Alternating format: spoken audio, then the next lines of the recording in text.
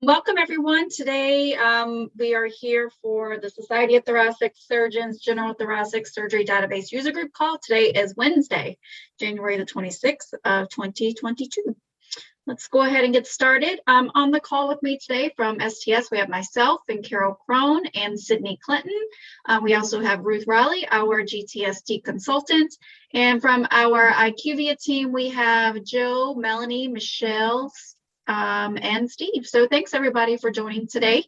I don't have a lot of information today, not a lot of new information. We had a great education session on our monthly webinar, so not much new information from me for this go round. So we'll just give brief STS updates, then we'll turn things over to IQVIA for a brief update, and then we'll finish off with your user feedback, your questions. Again, if you have any questions, please submit those via the Q&A.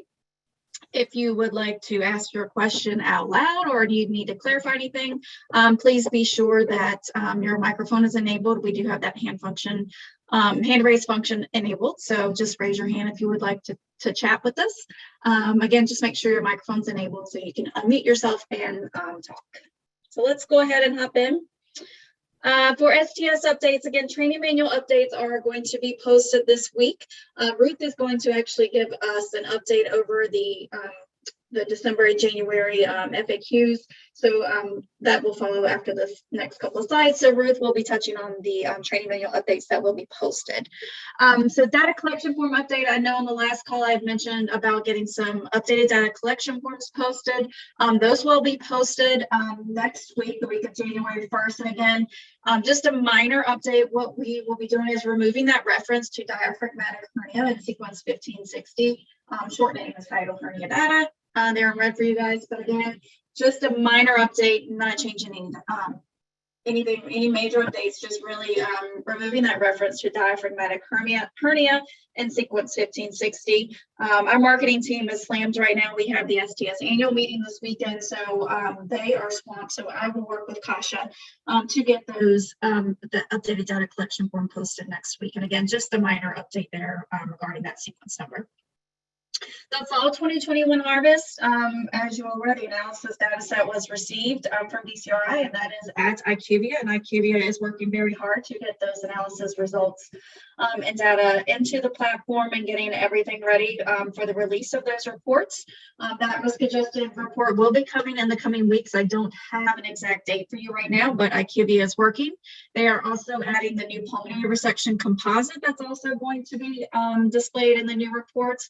And again, if you weren't able to join our November webinar, we did give a presentation on the pulmonary resection composite, so you can feel free to go back out to the STS website under our webinars and review that recording if needed. Again, just the COVID update, just real quick, just a reminder that any COVID positive patient will continue to be excluded from current analyses from 2021 and spring of 2022. Also, this impacts just a very small percentage, only 2.61% of all of the cases in the general thoracic database. The STS leadership announced that analysis exclusions will cease for any record with a surgery date of January 1, 2022 forward. So if you have a patient that is COVID positive and they have a surgery date of January 1, 2022 forward, they will be included in the analysis. So those exclusions end with OR dates of January 1, 2022 forward. And of course, please do continue to collect those COVID variables until further notice. And of course, just wanted to share the harvest schedule. The spring 2022 harvest is currently underway. Just a reminder to submit your data early and often. The spring 2022 harvest is scheduled to close on March the 4th, and opt-out date is March the 8th. And of course, that spring analysis will include data up through December 31st of 2021. The fall 2022 harvest is scheduled to close September 9th with the opt-out date of 9/13/2022, and will include procedures up through 6/30 of 2022. Next, I'm just going to turn things over to Ruth so she can review the FAQ summary for December and January. So Ruth, the floor is yours. Thanks, Leanne. We've already gone over some of these, so I won't belabor them too much, but I do want to run through them again. There were lots of FAQ updates in December, not so many for January. As Leanne mentioned, both will be on the STS website, hopefully before the end of the week. So for the first FAQ sequence 870 ECOG score. There was actually 2 updates on this one. Again, the provider documented Zubrod or Karnofsky scores can be crosswalked over to ECOG. Your site has to keep a record of the crosswalk that you're using for entry, and it must be used for all cases. Additionally, the ECOG scores that are in the EPIC cancer staging tab cannot be used for abstraction of ECOG score unless you know on what date the score was recorded and whom entered it. ECOG scores abstracted have to be based on preoperative performance status, which is why the date is important, and they have to be entered by a provider that has seen the patient. So again, you'd have to know who did it and when. Sequence 790, history of substance abuse. I've gotten multiple questions about patients who are on Suboxone and methadone treatment plans. You do code yes to sequence 790 for patients that have a history of opioid abuse when they are on Suboxone and methadone treatment plans. Sequence 3670, post-op procedure, returns to the OR for procedures that do not require a new incision or reopening of an existing incision. For example, EGDs with or without stenting, bronchoscopies with or without stenting do not get captured in the post-op procedure return, sequence 3670. Sequence 1850, pathological T stage. If you look at the AJCC staging guidelines, there's designation for patients with multiple tumors. They're generally on your path reports written as M as in Mary, P, and then the T stage is written. So for this example, MPT1B, indicating that the patient had multiple tumors. The STS currently doesn't capture that data point, although there is suggestion that we capture that for the next version. So for now, you'll just capture the T1B and ignore the M. Sequence 1800, we already talked about this one at the last webinar, but if the mean diameter is noted in addition to largest size, you will capture the largest size for the size of your lung cancer tumor, sequence 1800. 1560, the hiatal hernia data. I made several changes to the training manual there to try and clean it up and be clear that the intent is only to capture hiatal and paraesophageal hernias for the optional module. If you choose to collect other hernias because you capture all cases, you certainly are welcome to, but you would code no to sequence 1560, which is only intended to be captured for hiatal hernia repairs. 2360, 2370, if you are doing bipolar exclusion for esophagectomy, you'll have to leave an anastomotic method and esophageal conduit blank for this version of the training manual. Again, hopefully we'll correct that for the next version. 3 clarifying points on the COVID coding, sequence 4610, the temporary code. So if you know the month and year, or only the year for a positive COVID test, you enter 01 for the unknown data. So if you only know that the patient tested positive in 2020, then you would put in 01/01/2020 for the date of their positive tests. If the patient has multiple positive COVID tests, you record the positive test closest to the date of surgery, even if the date is the post-operative positive test date. And then the last COVID clarifying point is that providers' documentation of a positive COVID test is sufficient to code yes to 4610. You don't have to have the actual lab results in the chart, which I think contributes to the first point that I made, which is sometimes you're going to know the year or the month of the year, but not the actual date. 3680, a return to the OR for hemothorax is to be coded as yes, even if the bleeding is no longer active. So in the instance where a patient has had sort of a large amount of chest tube output overnight and goes back to the OR and the active bleeding has stopped, but they evacuate the hemothorax, you would still capture the return to OR for bleeding specifically. And the last one for December, 4030, surgical site infection. Chest tube incisions are considered secondary incisions. So if they meet the criteria for a surgical site infection, you do in fact capture that for sequence 4030. And then the next one is just 4 quick FAQ updates for January. Patients who have received preoperative thoracic radiation, including breast axillary, are captured regardless of the laterality of the radiation or prior cancer, as it's impossible to know the radiation field with precision. So I think where this comes up most often is patients who've had like a left breast cancer, for example, and you're doing a right lobectomy, would you still capture the preoperative thoracic radiation? And the answer is yes. Sequence 1410, unanticipated conversion. The intent was not to capture only unanticipated conversions for lung resections. However, the options provided sort of lead one to believe that that is the case. If you have a laparoscopic case that was unanticipatedly converted to an open case, you'll just have to select VATS to open, even though we all know that laparoscopic isn't really equal to VATS. It's a similar approach. They're both minimally invasive techniques. Sequence 3910, delayed conduit emptying. So the question, oh, I misspelled dilation. The question was, is delayed conduit emptying the same as anastomotic stricture? And it's not the same. So if you, in previous versions, we were able to capture esophageal dilation done for stricture, but there's no way to capture that in the current version, and you wouldn't want to capture that under 3910. We'll consider adding it back for the next Harvest version. It sounds like some sites and surgeons really appreciated having that data point, but for now it's not something that is captured.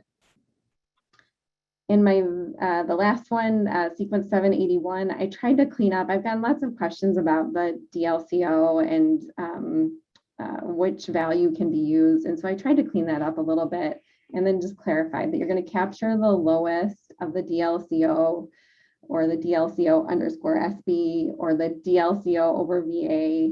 Values that are corrected for hemoglobin should not be utilized for sequence 781. So, you know, if you have a DLCO-C, like the little small lowercase c or a corrected DLCO, you wouldn't use that, but you would use the lowest of the DLCO uncorrected or DLCO VA. And that is my update. Great, thanks so much, Ruth. I appreciate it. Let's see. All right, next we'll turn things over to Joe. Great, thank you. Good afternoon, everybody.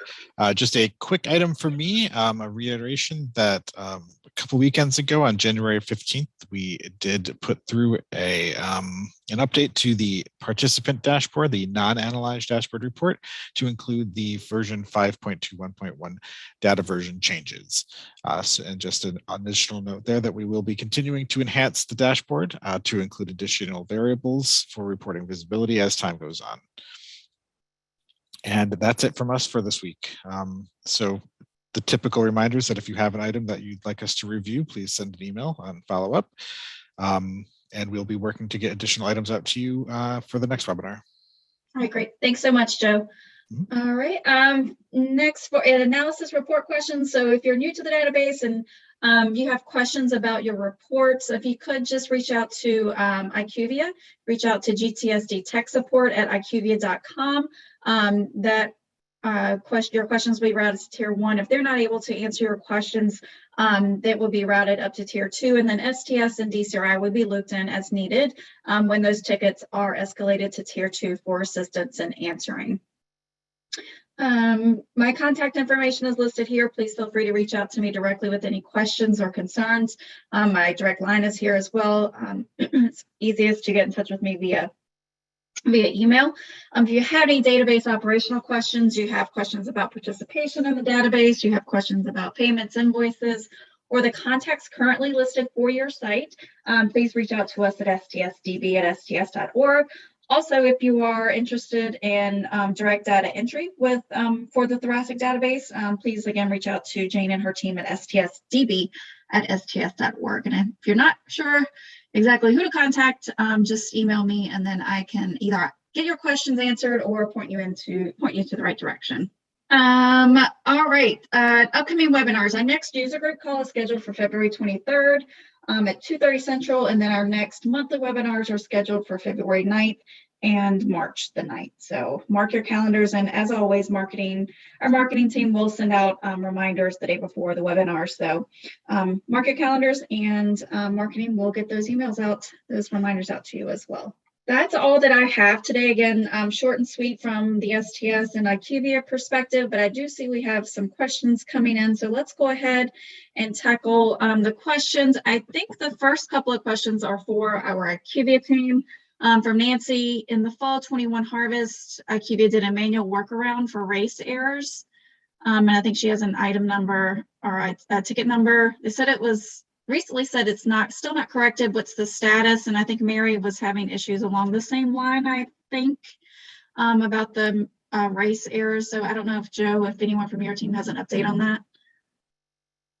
Hey, it's Melanie. Oh, hi, Mel. I can, Sorry. hey, no worries. So I do think we have another item related to race that the team is currently looking at. I'll have to just take a look. I am not able to look at that ticket though, so I'll just confirm with the support team to see if that is the item that we're currently working on. And we are looking at doing another release within the February timeframe. So the next webinar will have an update of all of those items that will be going in, and I believe we do have an item related to the race issue. Awesome.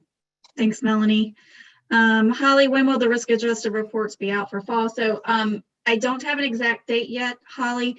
IQVIA has the data back from DCRI and they are working to get that data populated into the analyzed dashboard, the risk adjusted dashboard, and get that information out. I know they're having to build in the new pulmonary resection composite. So that report is also, being built and added into the platform. So they are working on it.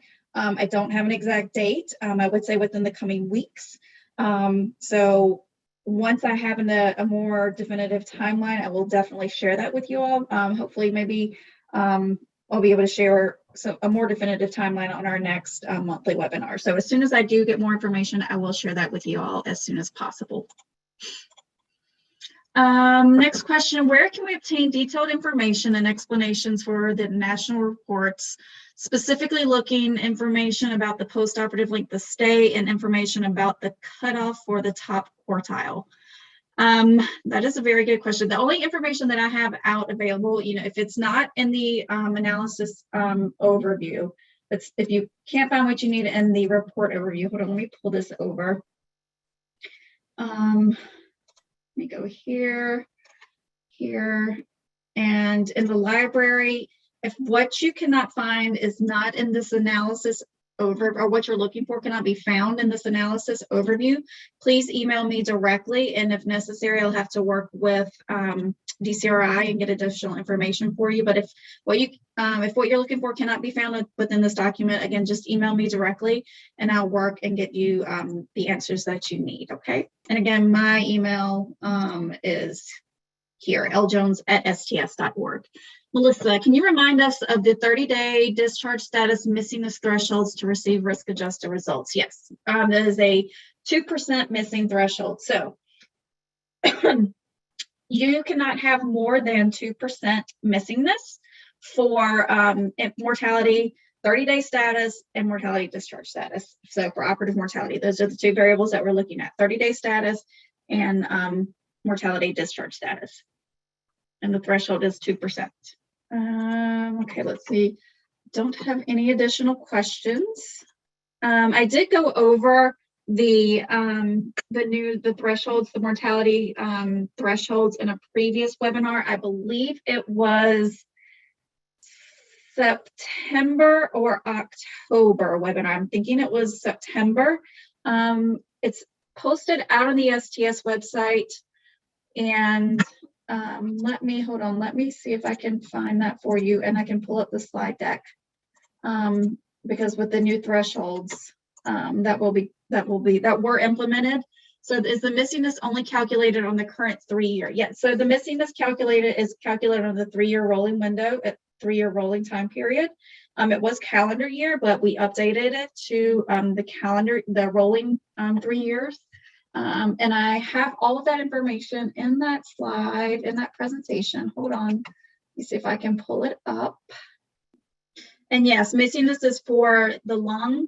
It's composites, but it's for lung, esophageal, and pulmonary resections. We're not looking at any of the optional procedures anymore. We're not looking at the thymus, hiatal hernia. We're not looking at any of those optional cases anymore. So is there a penalty if we don't have 1 year follow-up for hernia cases? No. So those hernia cases are no longer included in that denominator for the percent missingness. So Elizabeth, so for the 3-year window for the upcoming harvest, are you talking about spring 2022 or fall 2021, Elizabeth?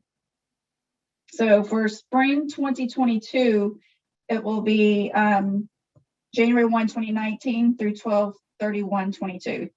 Not in 2021, sorry, 19, 20, and 21 for spring 2022. So it'll be January 1, 2019 through December 31st, 2021 for the spring 2022 harvest. These 21s and 22s are getting me all tongue-tied. Hold on, let me see. I'm still looking for that slide deck. All right, and Nancy, I can send you the slide deck if you would like after call. I've got it right here. Oh, okay, great. Yep, sorry, I just had to find the right webinar. So again, here was the old methodology that was used. And again, I'm not going to read through all this, but this is what you all are interested in. But this is the new methodology on how the percent missingness threshold is calculated. So the mortality thresholds are applied specifically to the composite population only. So it will consider the lung and esophageal cancer resection and the pulmonary resection populations. So since we have that pulmonary resection composite, that is also implemented. The mortality threshold calculation will not be applied to those optional major or minor procedures. So the hiatal hernia GERD, tracheal resections, and thymus mediastinal mass resections. And again, it's going to be calculated on a rolling 3-year time period. So for the fall 2021 harvest, year 1, this is what we're looking at. We're looking at July 1, 2018 through 6/30/2019. You must have 2% or less missingness for this time period.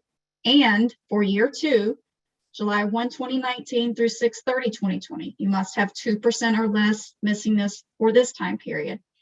And year 3, July 1, 2020 through 6/30/2021, you must have 2% or less missingness for this time period. So you have to meet the criteria for each of those years in order to get a composite rating.